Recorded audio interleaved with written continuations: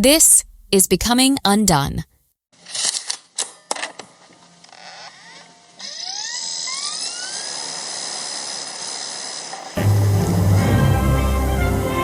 Along with their rushing stampede and penetrating defense, Arizona began to smell the roses until Cal caught them sleeping. Rest assured, Dick Tomey, in his bowl game coaching debut, will have his troops ready for the Wolfpack. As the new decade looms in the Wild West, NC State and Arizona will meet for the first time unsaddling in the Copper Bowl, ready to ring in the 90s. Live from Arizona Stadium in Tucson, Arizona, the NC State Wolfpack versus the Arizona Wildcats in the first annual Copper Bowl. 1989, the inaugural Copper Bowl.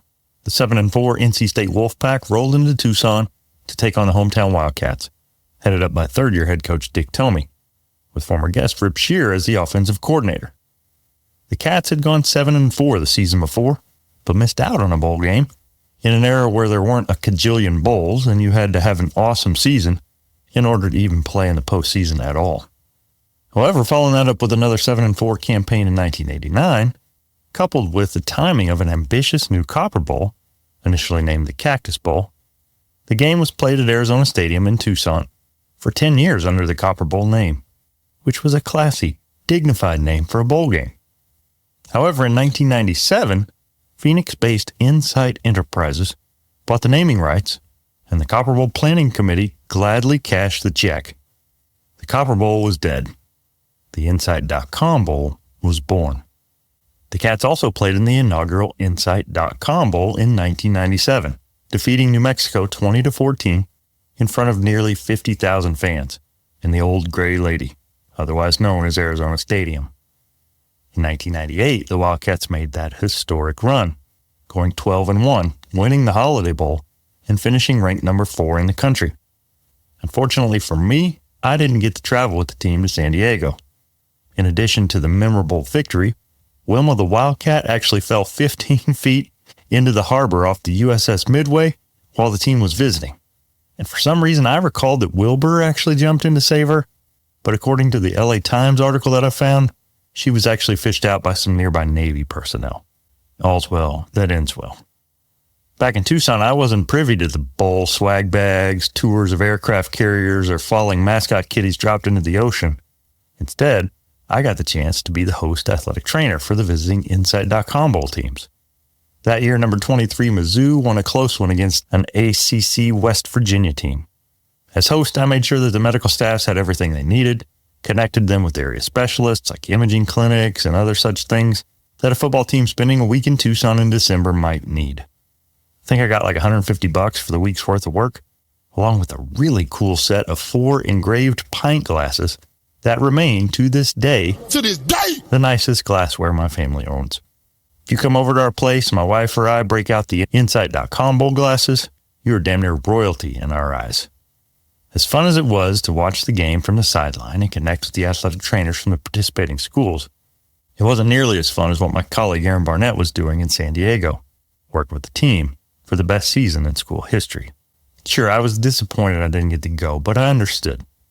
After all, my primary job was working with our women's gymnastics team, and a trip to a bowl game for a team that wasn't my primary responsibility wasn't expected.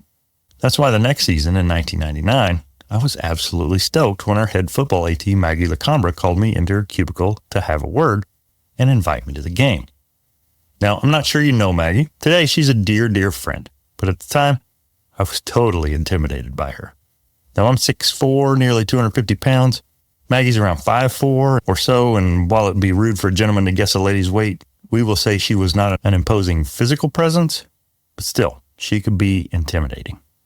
And she had to be. In 1999, to be a woman head athletic trainer in a Division I football program, you had to endure some stuff. Whether overt sexism or more snide comments on the side, regardless, it was an era where women had not yet fully been able to open the doors of opportunity. As a result, Maggie was always friendly to me, kind-hearted, helpful, but somehow, despite all that, still an intimidating presence. That said, the other GAs and I still messed with her. In our mind, it was kind of like poking a lion whose attention was locked elsewhere, seeing if you could get away with it before she caught you and ate you alive. I swear, she's not that bad. She never was.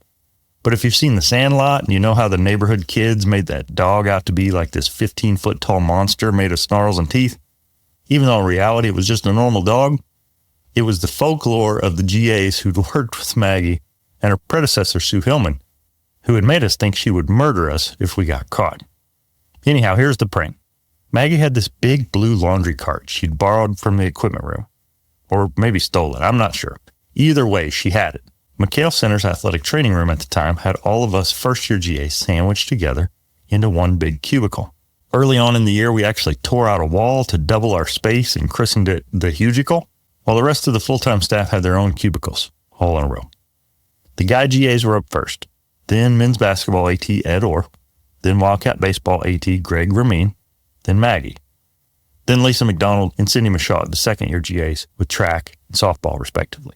Maggie's cubicle had a tendency to pile up with stuff that she knew she needed to deal with, but in the middle of those crushing 80-hour work weeks and the grind in season, she also needed to make room somehow so that her desk would be usable. So early in the season, she starts loading up this laundry cart with all the stuff that she planned to get to eventually once the season was over. And so here's where the prank began, which, if I recall, was volleyball GA Mitch Doyle's idea. First, we snuck in a daily Wildcat newspaper, dated in August. We thought it'd be funny when she started unpacking that cart to see a 5 or 6 month old newspaper in the bottom. Then we started getting a little bit more brave. A random smelly single cleat one of the players had left in the training room. An old VHS game tape from the volleyball team. A softball. A baseball bat. We started loading it up, always being careful to hide the most recent edition, mind you, with the most random stuff we could find, in the hopes that one day when she actually did decide to empty it out, she'd be absolutely stumped as to how or why all that random stuff got in there. Anyway, back to this story. I respected Maggie. I was also scared of her too. So when she called me into her cubicle, I wasn't really sure what to think. At the time, the team had been struggling. They entered the season with high hopes, but an opening day beatdown at the hands of Penn State and Happy Valley had left a lingering impact. By November, they were clinging for dear life to hopes for an Aloha Bowl berth, and that's why Maggie called me into her office. In my mind, the ask went something like this. Toby, I've seen how hard you worked to help us out this season. If we can beat ASU, the thinking's that we'll get a bid to the Aloha Bowl, and it would mean Christmas Day in Hawaii, and your wife could even come. Would you be interested? Now, I've told an angle of this story on here before, and you know I was interested. You also know we lost to ASU. We didn't get to go to Hawaii. And sadly, the same thing happened again the next season when I was working with football. But what I haven't told you is what I ended up doing for Christmas break in 1999 instead. With Hawaii now off the table, stuck in Tucson, I was offered the chance to work the Inside.com Bowl again. Another $150? Okay. Sadly, for whatever reason, no custom engraved pint glasses that year. But almost sadly, my buddy Aaron wasn't traveling with the Cats for the bowl game like he'd done the year before in San Diego. But on the plus side, we'd get to work together in 99. What could possibly go wrong? The game was scheduled for December 31st, 1999. It was literally the last college football game of the century. And I don't know if you remember Y2K, but people were like a little freaked out that the world would be coming to an end. Aaron and I had met the staffs of the participating schools, Colorado and Boston College, the week before. Both were practicing at some area high schools, I don't remember which. But we connected with them, gave them our phone numbers, and promised to be available if they needed anything. What we were also supposed to do that week was to take the university vehicle, this kind of clapped out junky Chevy Lumina, if I recall, over to the university motor pool and fill up the tank. I'd worked visitor sideline all season, and I never once had forgotten to do it. And even if I had, the car had never been below 3/4 of a tank. The car was there to provide non-emergency transport. Sure, there was an ambulance on site, but if a student athlete needed to be taken for an x-ray or something in a non-emergency situation, it would actually be faster to take them the few miles down the street to the University Medical Center in the car. So our first mistake, we didn't fill it up. No biggie, right? Wrong. We got there on game day to pick up the car, and it had like an 1/8 or maybe a 1/16 or some kind of really small fraction of a tank of gas. As in, the needle barely moved and lifted up when you started up the car. Aaron and I had a quick conference. The motor pool was closed. Should we go to Circle K and fill it up on our own money, or should we risk it? We were broke grad assistants, so we decided to roll the dice. We'd risk it. What could go wrong? So Aaron's driving, and we parked the car in the north end zone, where today there's an incredible new coach's office suite, luxury boxes, but back then it was a parking lot, a concession stand, and a video board. And just as Aaron's backing in, we see Colorado's mascot handlers walking through the gates with Ralphie, the Colorado Buffalo mascot. Now, I'd never seen a real live buffalo before, and I'm not sure, but I don't know if Aaron had either. Regardless, Aaron backs into that designated parking spot, car still running, and we both step out of the car so that we can get a real live look at Ralphie. The creature was magnificent. Somehow, with our respective mouths open, we both managed to step out of the car, and the doors closed behind us, with the car running, except the doors were locked. 3 hours before kickoff, on a federal holiday, on the last day of the century, we had one job: park a car with a tank full of gas in the north end zone and be ready in case anyone from the medical staffs of either team needed it. Instead, we had a parked car, nearly out of gas, with the keys locked inside and the engine running. After a brief moment of panic, we managed to track down Nick, the athletics facilities guy. He happened to have a Slim Jim tool in his truck, and he managed to pop the lock and get us in. Crisis averted. The 1999 Insight.com Bowl would go on as planned. Y2K turned out to be a joke, and there we were. You know, sometimes it takes locking yourself out of a running car in the north end zone, staring at a live buffalo, and celebrating New Year's Eve with the smell of Insight.com Bowl nachos in your nose to fully appreciate just how weird and wonderful and unpredictable college football really is. But even more than that, moments and memories like these remind me how the game we love is really just the backdrop. The real story isn't played out between the lines. It's written in the relationships. A few people I've ever known built relationships better than Coach Dick Tomey. Admittedly, I didn't play for him. I wasn't one of his assistants. I was just a GA. But like so many others, I felt seen. I felt valued. And I watched as he poured into people, not because of what they could do for him, but because of who they were. If you've stuck with me this long, I guess it's worth mentioning that I'm Toby Brooks. These days I wear a few different hats: professor, speaker, podcaster, but in the late 90s and early 2000s, I was just a wet behind the ears graduate assistant athletic trainer at the University of Arizona. And little did I know, I'd be part of Coach Dick Tomey's final season with the Cats in 2000. The numbers might give you a glimpse into Coach's career, but I think we can agree they never really captured what made him special. You see, if you ask the people who played for him, coached beside him, even worked under him, like I did, they'll tell you he shaped them in ways that can't be measured on a stat sheet. Coach always used to say that football isn't complicated, people are. And he's right. Matter of fact, I'd argue that's true of just about any line of work. The job is straightforward, but it's the guiding the people that can test you every day. And if you ask me, nobody did it better than Coach Dick Tomey. Sadly, we lost Coach Tomey to a brief but valiant bout with cancer in 2019. But lately, I found myself thinking about him more and more. And as I've grown in my own career, I kept wondering, how can I lead people the way he did? How can I serve people the way he did? How can I love people the way he did? What was his secret? How did he get people to buy in, to follow him, to carry his lessons forward in their own lives long after they'd hung up their pads or closed their office door for the last time? Because in the profession of college football, where wins and losses can scream the loudest, Coach Tomey stood out for something more. He reached far beyond the game, and it's way more enduring. Relationships. It's those questions that won't leave me alone. So I decided to do something about it. I started tracking down his players, his staff, his family, the people who knew him best. Together, we've been unpacking the moments that defined him, the values he passed along, and the lasting mark he made on the game and beyond, and everyone he led. Together, we've traced his path through those early years in Indiana, his breakthrough first head coaching job at Hawaii, his storied run at Arizona. Soon enough, we'll talk about his return to the sidelines at San Jose State, and even his so-called retirement years where he basically never stopped mentoring, coaching, loving, and serving people. It's been a journey of rediscovering a legend while learning how to become better leaders in our own right. And if you've listened to this series so far, you know how many lives Coach touched.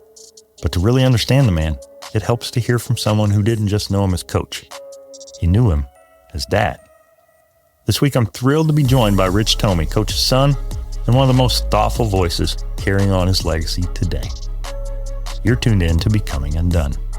And this is part 8 of the life, lessons, and legacy of Coach Dick Tomey, a Toby Brooks passion project.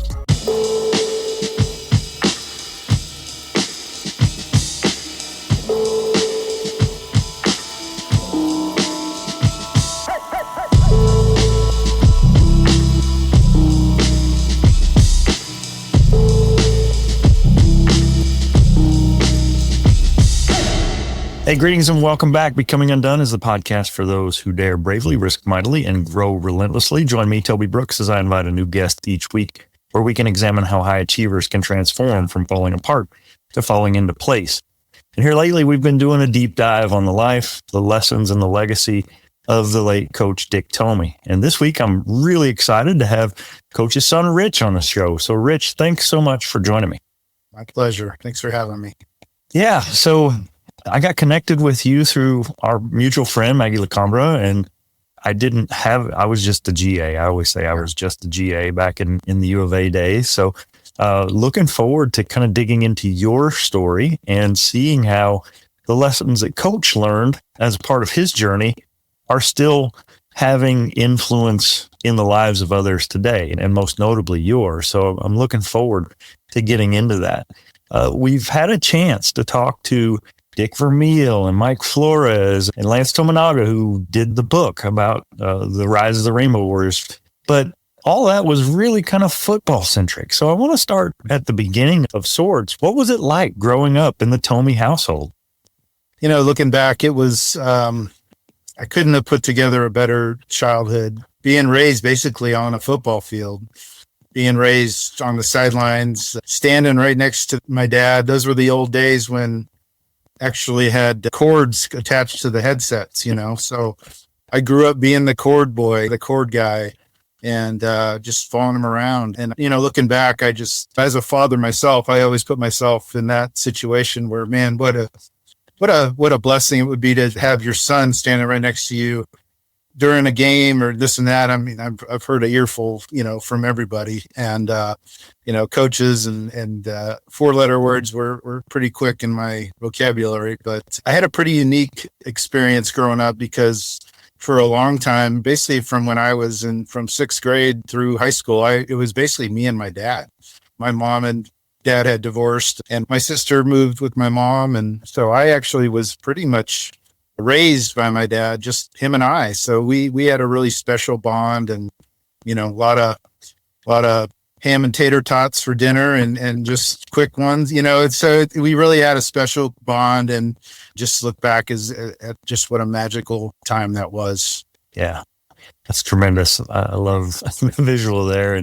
And we've kind of dug into how Coach he was not the highbrow, multi-million-dollar booster type. He was a salt of the earth, just an everyman in every sense. And that's in no way meant as a criticism. No. If anything, I think it's the thing that endears him so deeply to players and families alike. Yeah. Your dad was known for his leadership and for his ability to inspire folks. What would you say is a specific lesson or phrase that he would commonly say that's stuck with you over the years? You hear it all the time from probably people you've interviewed and just across the board, how football is not complicated, people are.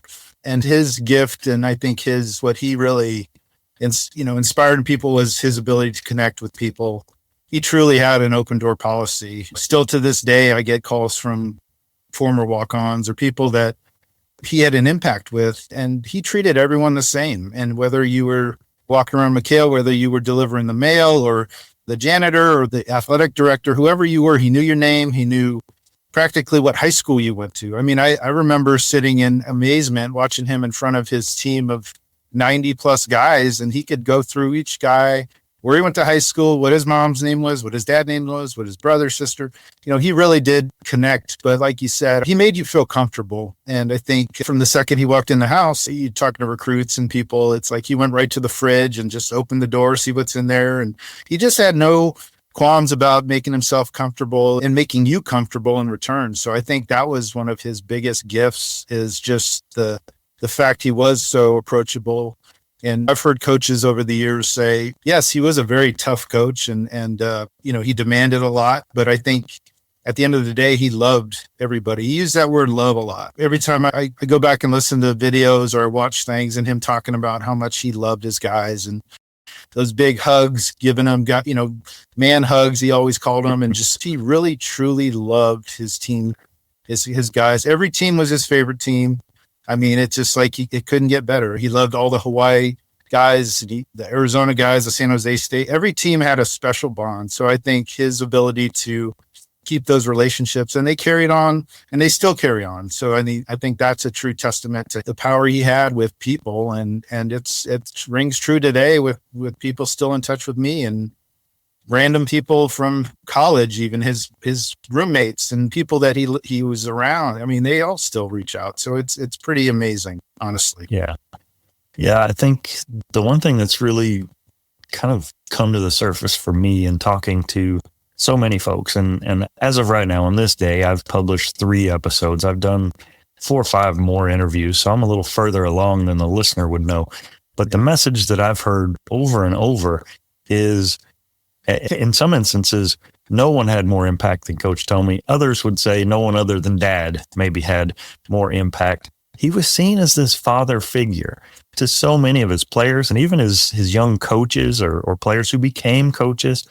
How did he balance being a mentor to so many young men while still he was actually your dad? How did he balance those things? Yeah, I always say I have I have thousands of brothers and sisters out there. It was a balance, and he evolved over time. I think when he first started, he was very driven, obviously driven through his whole career, but very career focused. You listen to, there's some interviews on YouTube I saw of him, when he was at Hawaii. Just, he's very focused, very driven to succeed.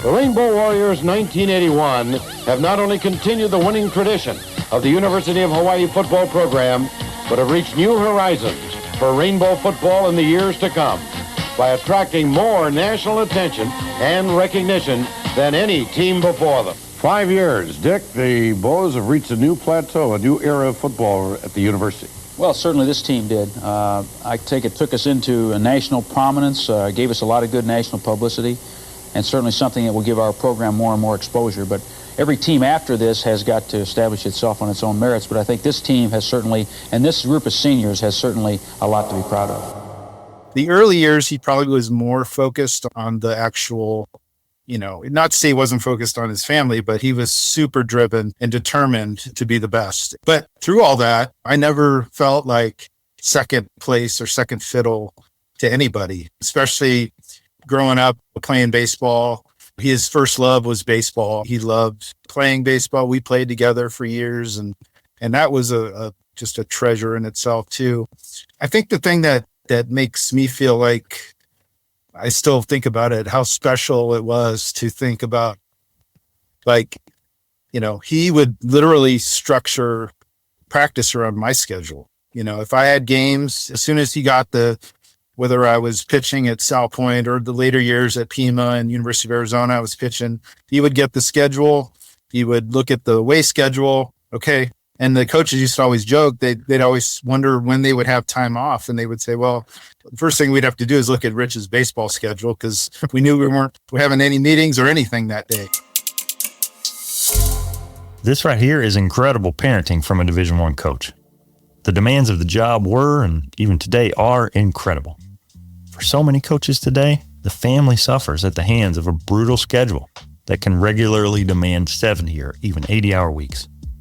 However, Coach Tomey didn't let anything stand in his way of being an ever-present figure in his son Rich's life.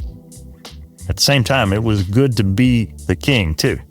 The head guy got to make the schedule, which for Rich meant his baseball schedule was the factor around which all U of A football obligations were set in the springtime. So for any former players out there wondering why your practice times might have seemed a bit random at times, now you know. It was a loving dad doing his best to be fully present in watching his son do what he loved to do on the diamond. So he traveled to literally every road trip I was on when I was a pitcher at Arizona. He, dropped everything. He just wanted to be a part of that. And I just, I never didn't look in the stands and see my dad there, so it was like, he just really, that was his focus and his priority. He grew up in a house where his dad was very old school. He was Pop. We called him Pop.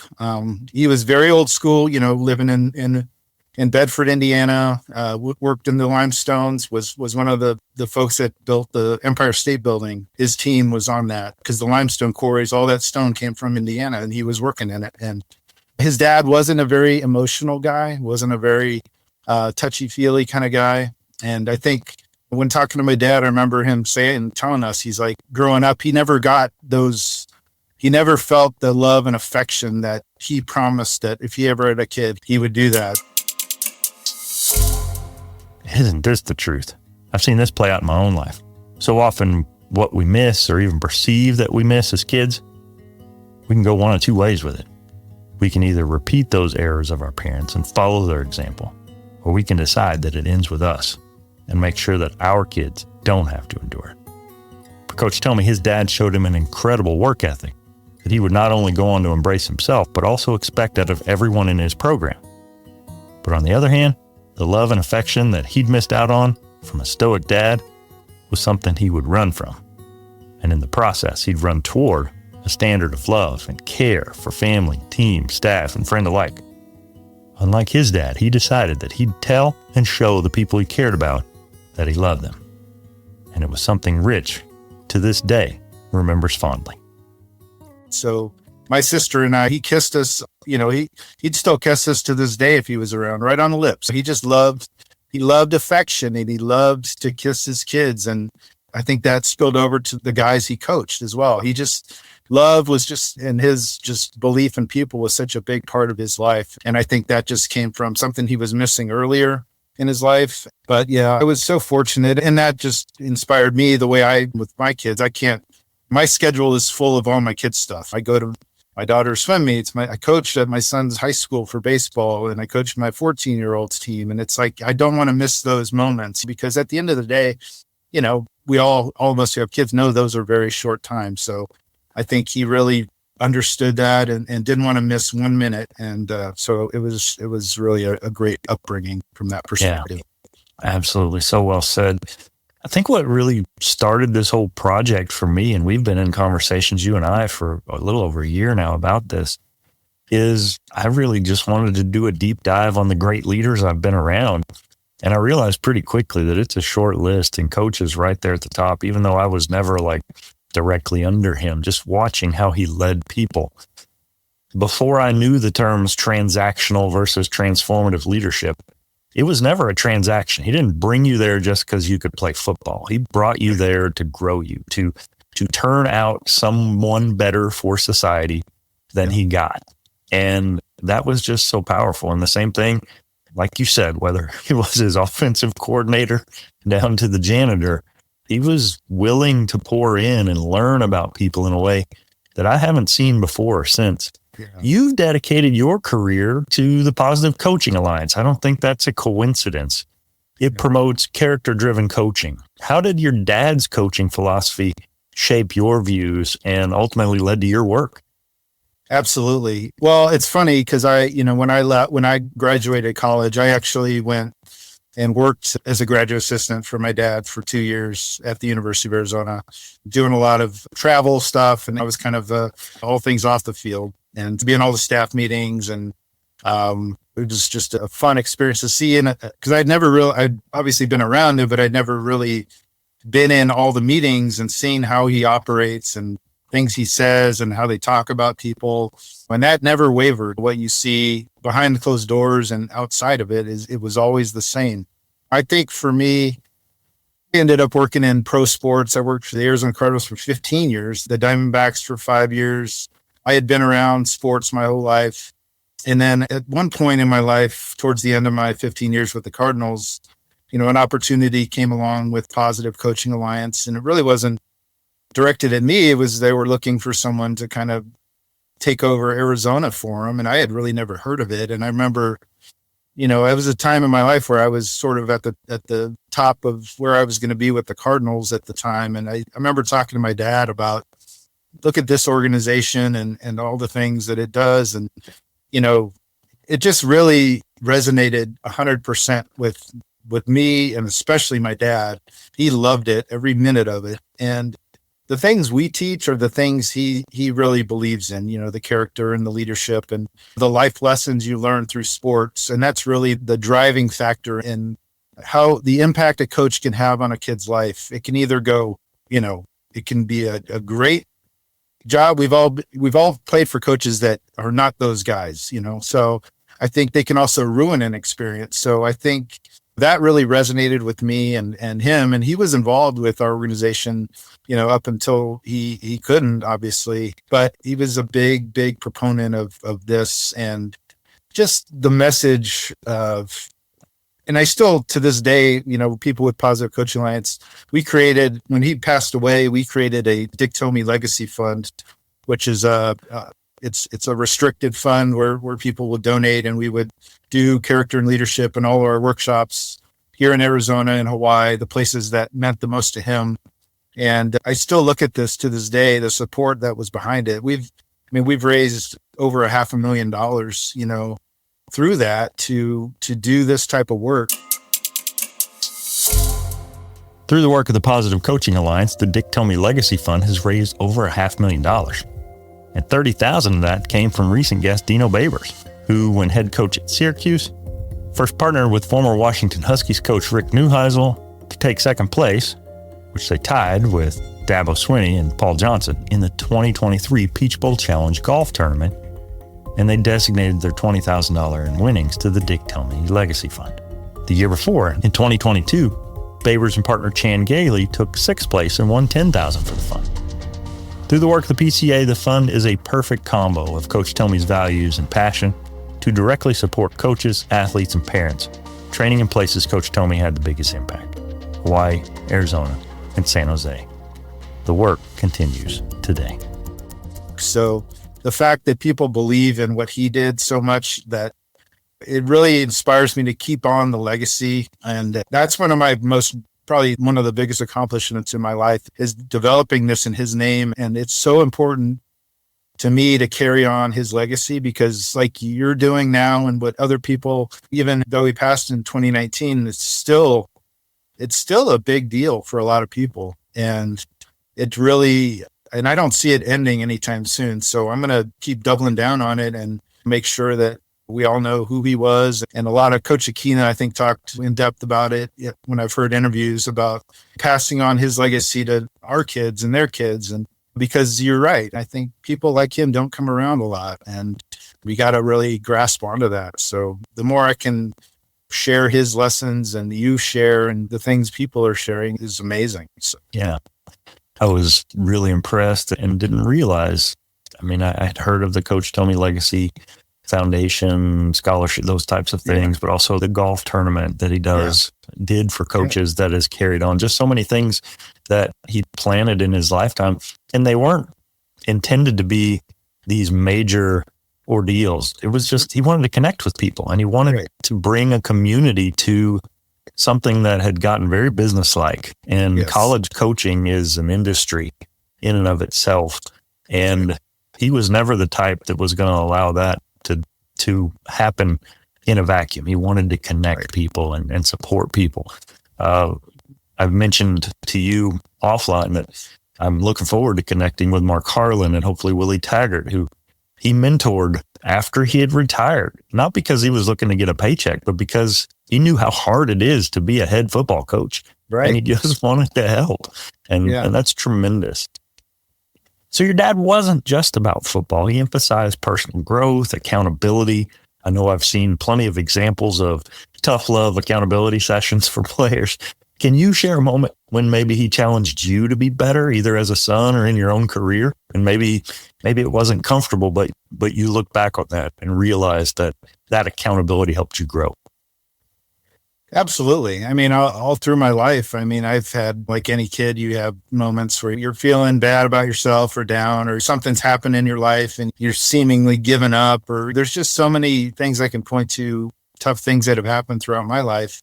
What's funny, I find all these, I mentioned about my office. I have a trove of letters and binders and things with his notes and like his sayings and burn the boats and he had all these great like things. He loved history and he'd always come up with all these sayings and people half the time wouldn't know what the heck he's talking about. But the message behind all this stuff, and just, I remember he would always give me notes and the papers he would give to his players and just, hey, you need to read this or you need to do that. And I remember, and I think to this day, like, man, I wish I had all that stuff, because my kids are going through a lot of this stuff too. And it's like, hey, so I think at the end of the day, the thing he taught me most about perseverance, I think it's funny. I told this story a lot, but it's pretty amazing. So when I was a high school baseball player in Hawaii, he had just taken the job at Arizona. I was a sophomore leaving Hawaii as a sophomore. So going to my junior year in high school and in Arizona and not knowing anybody. And I was sort of a late bloomer. I really didn't grow till later in my junior year. And I remember leaving Hawaii and some of the players on my team were like, still going to play baseball? I'm like, yeah, I love it. And that's what I want to do. And they're like, well, they're really good baseball over in Arizona. It's like, it's a different level. And I was like, oh, I hope so. I'm going to go out and hopefully I'll make it. And then the one kid on my team, who I won't name, he told me, you're just not, I don't see how the hell you're going to make that team, because you're just, you're super skinny. You're just, there's just not a lot there. And he was probably right, but it's funny because that still rings in my mind. I remember talking to my dad about it and just him saying, you know what? Anything you want in your life, you can get. You just got to put your mind to it. You got to work harder than the next guy. There's always someone trying to work harder than you. So I remember working my butt off, whatever. Okay. So I made the team, great, had a great career in high school, got a chance to pitch in college. So my first year in college, I was playing at Pima College. I got a scholarship to go play after high school at Pima. And lo and behold, the kid who told me that I wasn't going to make the team in high school was on that team.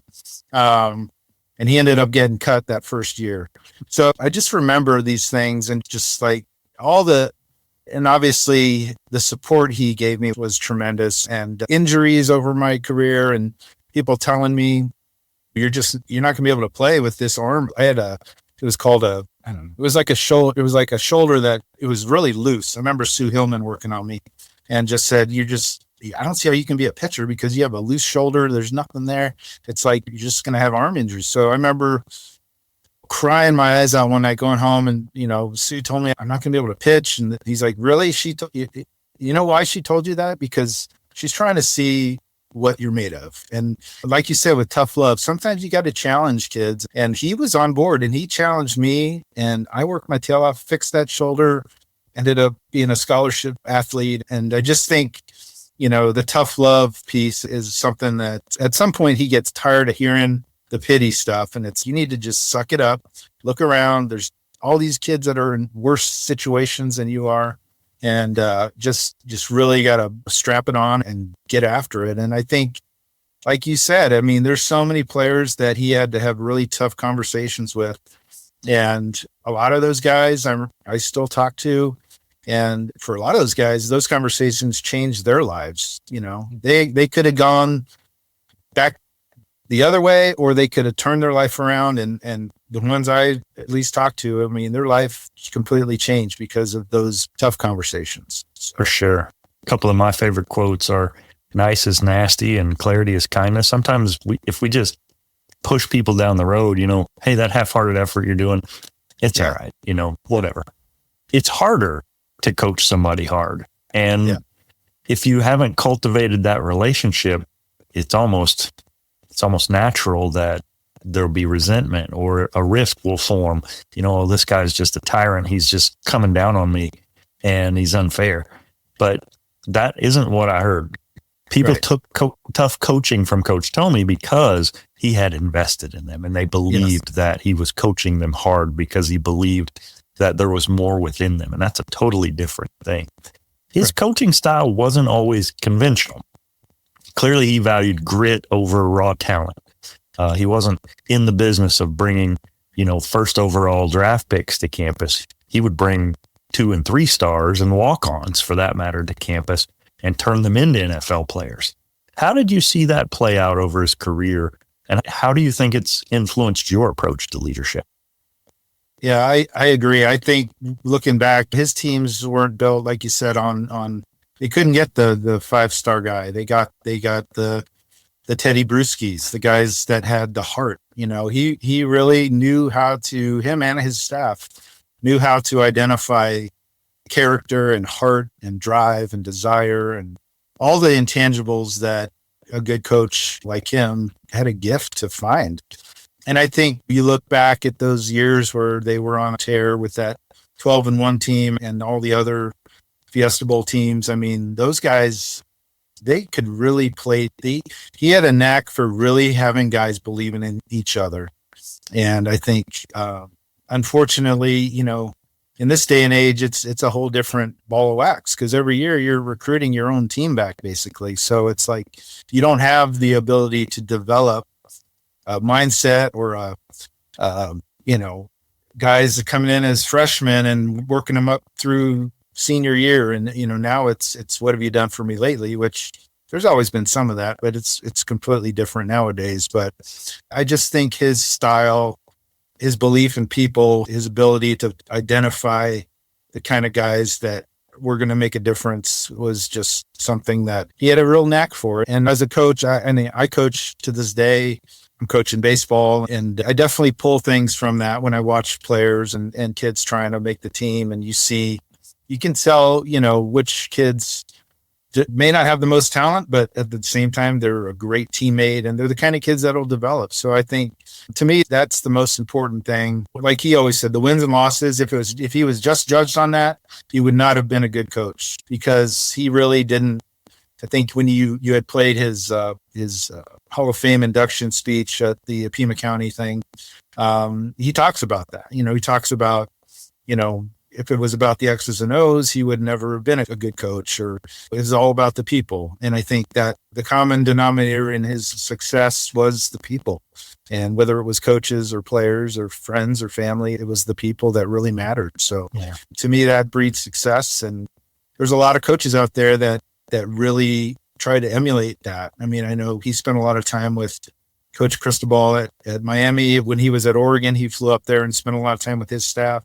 When Joe Salabea was there, and just really that culture resonates with so many coaches. And I think he got calls all the time about, hey, can you come in and work with us and, mentor us? And what are we doing? Watch our games, watch our practices, come in our staff meetings. And he didn't mind just telling people what the real deal was. He told it straight. And I think he would have coaches call him at halftime in games, when he was here. Like it was amazing. It's like, who are you talking to? It's like, they're playing right now. He's like, no, I mean, guys are bouncing stuff off him during the game. It's like, hey, how do I handle this? Or, I'm sure Coach Brennan had 1,000 stories about his world with him. And it's just, he just had a real different way with people and a way that people really trusted. Yeah. I think that's a great observation. For you, formative years in Hawaii. Hawaii is a WAC school. Going to Arizona is a step up to the Pac-10. So you finish your high school career in Tucson. You ultimately end up at the U of A. I saw firsthand what that 2000 season felt like. I mean, we started well, and it just, one thing led to another, and a season with so much promise, and being in the top 25 ends up being a 5-6 season. And I just saw his countenance change over that. He was wearing it there was just a gravity to it. And now knowing what I know about him, I'd be willing to bet that a fair amount of the gravity was realizing that this is going to impact young families, that this is not just going to impact players, but the entire staff. Yeah. You're an Arizona alum. I'm an Arizona alum, and I still struggled with 2001 and the years beyond. You go from 12-1, best record in school history, number 4 in the standings, to a couple seasons removed, and people want to run you out of town. What was that like for you emotionally, 2001 to whenever? Yeah, that was tough. I mean, that was a really hard time. You read the paper and all the, there was the Fire Dick Tomey website and all the, you name it. And this was just right when there was no social media really, but it was the internet and the newspapers, and it was hard. I think one of the things that was always hard for me growing up was a win and a loss affected my week of school. If we had a tough week or we lost a game we were supposed to win, I dreaded going into school on Monday because the first thing I'm going to get is what happened? What? It's like, it just really was hard. And there was many a time where I was just, it was tough. And I think that was that, but I think all kids that have their dad as a high profile person will go through that. But, growing up for me, being in the middle of it, standing right next to him, emotionally, that was always really hard. And then obviously when we got to the 2000 season, when you could kind of see the writing on the wall with some things and the talk, and it was just really loud. And, my dad really never spoke to me about exactly what was going to happen if we had won that game or lost that game. But in my heart, I remember walking right when that final second ticked off the clock, I just started bawling on the sideline because I knew that was it. And he knew it. And I remember looking at him, and no one else really knew what was coming, and I think people might have known. And I think there's been a lot of uncertainty about exactly what happened, or if he could have stayed or he could have gone, but that was a tough one. And I remember he's talking to the team, it took him a while to actually speak to the team because you could see him thinking. And then once he said, that's it. It was just like a tidal wave of emotion. Yeah. And I'm not quite sure it's fully recovered. I think that left a huge dent on that school. There's been some great teams, but I think looking back, they'll probably never go through a stretch of success like they had over those years. And but then again, he went on and went on to other coaching opportunities and had some of the most fulfilling experiences of his life. San Jose State, when they took him to a bowl game, and going back to Hawaii. And I think he kind of reinvented himself a little and had a chance to do a couple things he probably wouldn't have done. But he was a very loyal person, loyal to a fault in the coaching industry. I think he had opportunities to leave Arizona many times.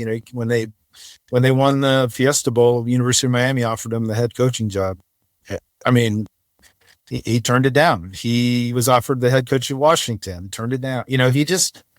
He believed in his guys so much, and I think he lived that. And like you said, he wasn't materialistic. He did not care about the money, and he didn't make much. I mean, honestly, those were the days when coaches weren't making a ton of money. So I think he just really, really had a great perspective, and I think he lived the right way. And he will never, I don't think would have ever admitted looking back and regretting anything he ever did.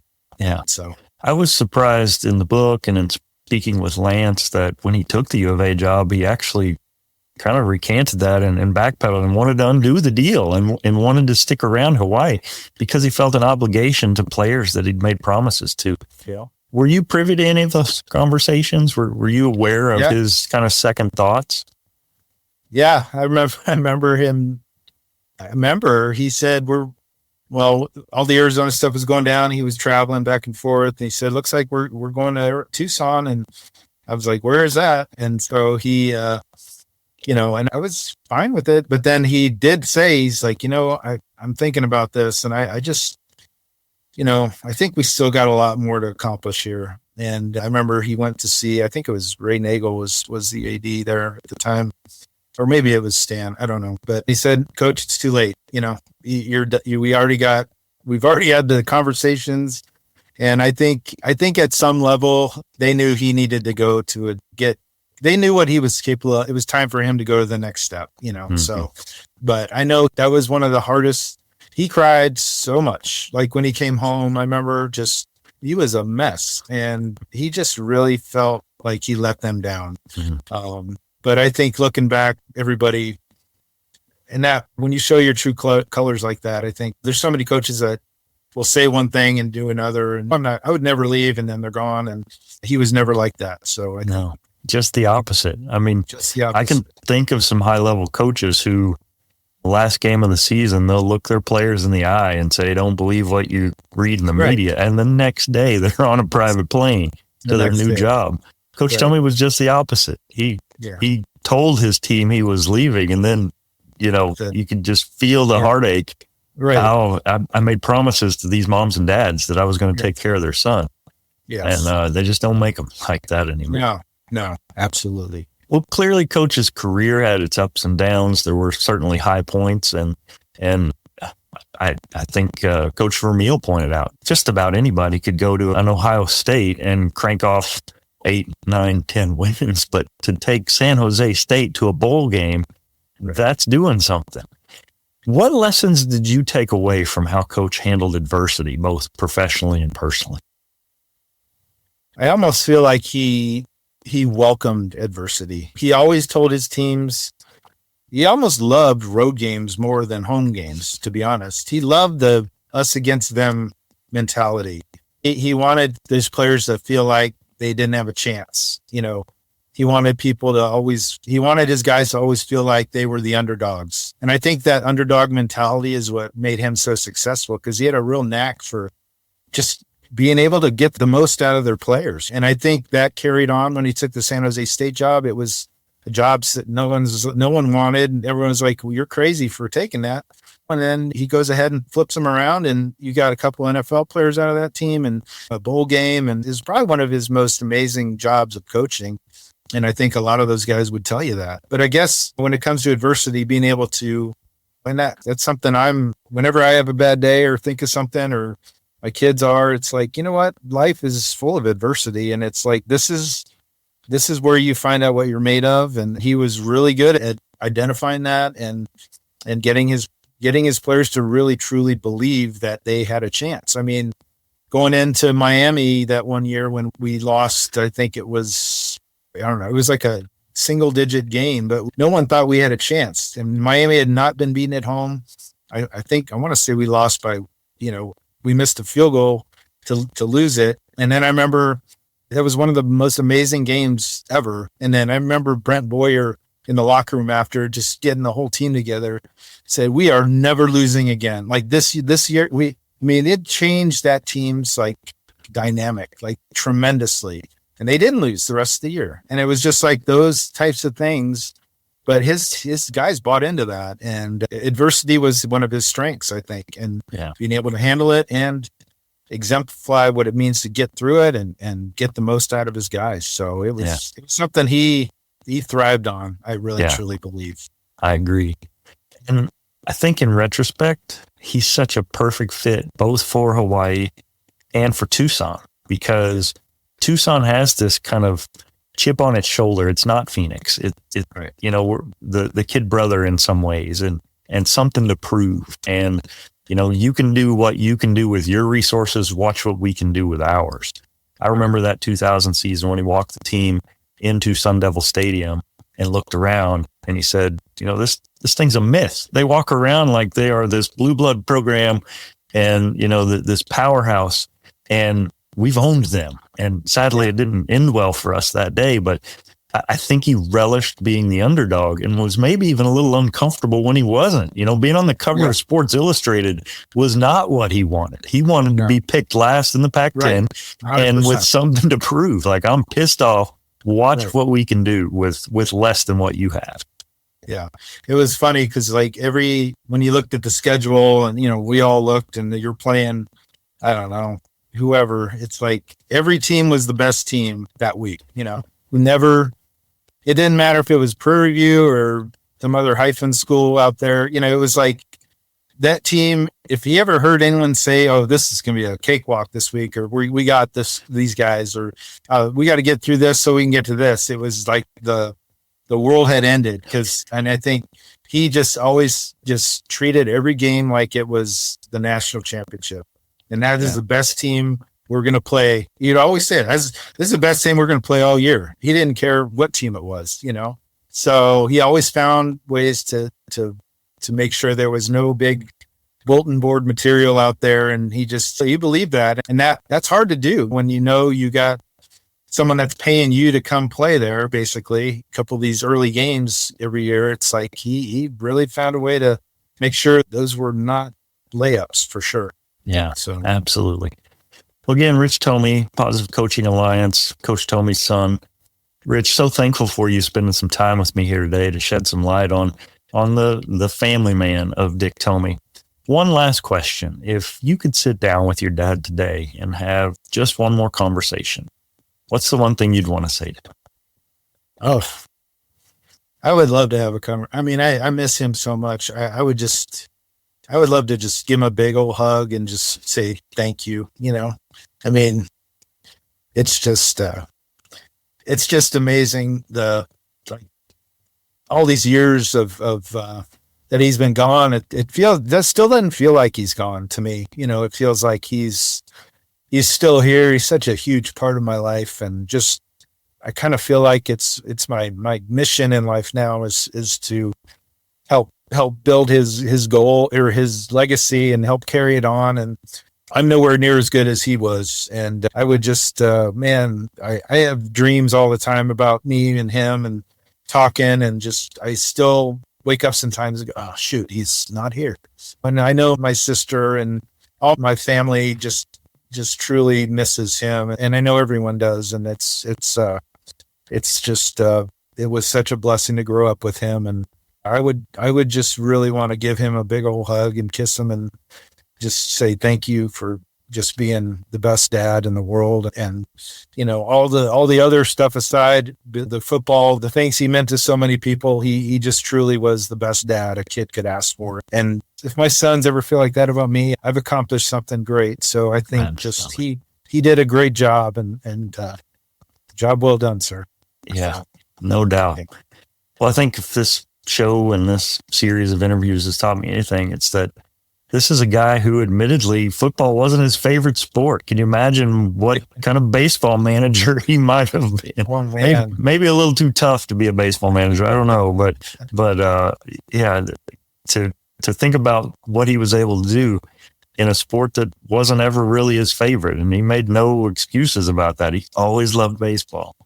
His favorite years were those years when we were playing City League ball together, and he had a ragtag group of guys that had played pro ball, and you got Butch Henry, and I mean, you got some guys. I think that was one of his prerequisites, is if you had played baseball at all, you're going to play on this team because we need to win some games. And if we didn't have enough guys, God forbid, that night, I felt so bad for everyone because he would just get on them because he just loved to play baseball. Yeah.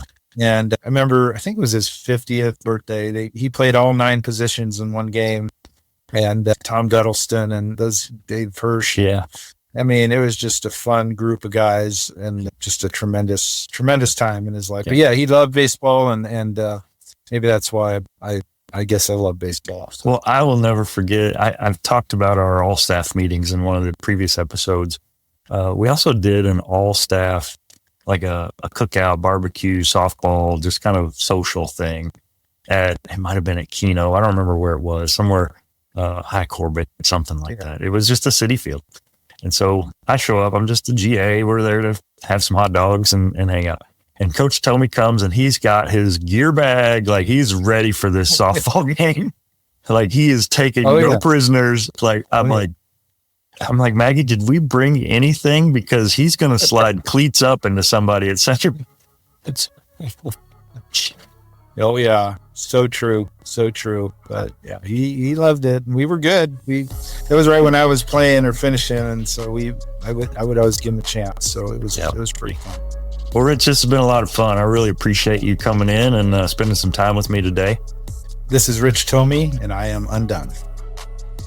What a gift to sit down with Rich Tomey and hear not just about Coach Tomey, the leader, but Dick Tomey, the dad, the mentor, the man. It's one thing to hear about legacy from the outside looking in. It's another thing entirely to hear it from someone who lived it every single day. Coach Tomey wasn't perfect, but he was present. He listened.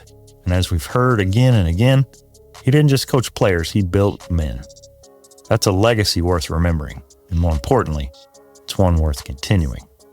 So whether you're a coach, a parent, a leader, just somebody trying to figure it all out, maybe the greatest impact we can have won't be in what we achieve, but rather in what we see and how we serve the people around us. Thanks again to Rich for sharing his heart and his story. For more info on today's episode, be sure to check it out on the web. Simply go to undonepodcast.com/EP119 to see the notes, links, and images related to today's guest, Rich Tomey. Coming up next week, I've got my conversation with current Arizona Wildcats head coach Brent Brennan, whose career has been deeply impacted by Coach Tomey at multiple stops along the way. After that, we'll check in with the not-so-intimidating former head football athletic trainer Maggie LaCombra, and I'm working on tracking down former U of A equipment manager Wendell Neal, too. We'll have lots more after that as well, so stay tuned. If you've listened this long, I have a favor to ask. Please send a text or DM or phone call to a friend or a former teammate or former staff member who worked with Coach Tomey and tell them about the show. We're now 8 episodes deep, and I would love nothing more than for thousands of people whose lives were also touched by Coach to take this journey right along with us as we wind it down. In the meantime, stick with me. I promise there's tons more to come for this and more on Becoming UnDone, the life, lessons, and legacy of Dick Tomey, the Toby Brooks Passion Project.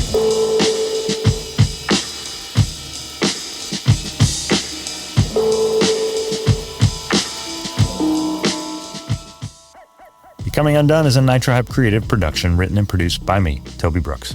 Tell a friend about the show and follow along on Facebook, Instagram, and LinkedIn at Becoming UnDone Pod. Follow me at Toby J. Brooks on Facebook, Instagram, and LinkedIn. Check out my link tree at linktr.ee/Toby J. Brooks. Listen, subscribe, and leave me a review at Apple Podcasts, Spotify, iHeartRadio, or wherever you get your podcasts. Thank you so much for listening, and until next time, keep getting better.